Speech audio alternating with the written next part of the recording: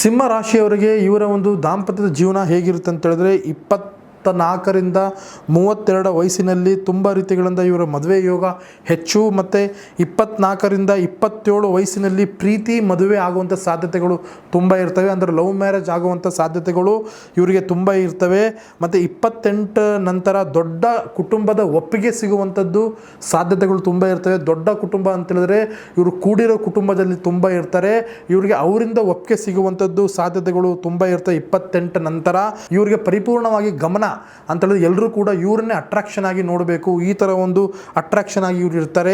ಆದರೆ ಸಂಪೂರ್ಣವಾಗಿ ಸ್ವಾಭಿಮಾನದವರು ಮತ್ತು ಹಠವಾದಿಯವರು ಈ ಒಂದು ಜಾಸ್ತಿ ಇರ್ತವೆ. ಇದರಿಂದ ಇವರು ಸಂಪೂರ್ಣವಾಗಿ ಕುಟುಂಬದ ನಡುವೆ ಸಂಪೂರ್ಣವಾಗಿ ಇವರು ಒಂದು ರೀತಿಗಳಿಂದ ಒಂದು ಬ್ಲ್ಯಾಕ್ ಪಾಯಿಂಟ್ ಆಗುವಂಥ ಸಾಧ್ಯತೆಗಳು ತುಂಬ ಇರ್ತವೆ.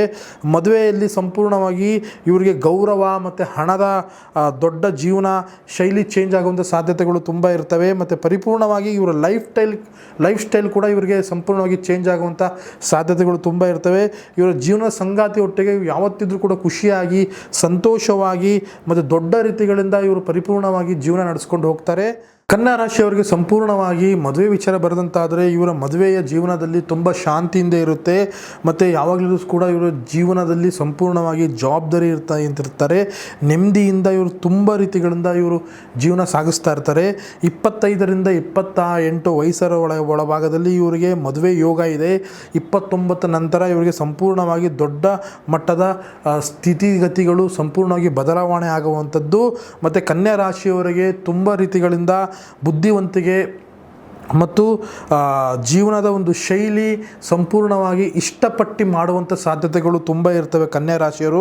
ಆದರೆ ಪರಿಪೂರ್ಣವಾಗಿ ಇವರು ಪ್ರತಿಯೊಂದು ಜೀವನದಲ್ಲೂ ಕೂಡ ಪರ್ಫಾರ್ಮೆನ್ಸ್ ಬೇಕು ಎನ್ನೋ ಸ್ವಭಾವಗಳು ತುಂಬ ಇರ್ತವೆ ಇವರಿಗೆ.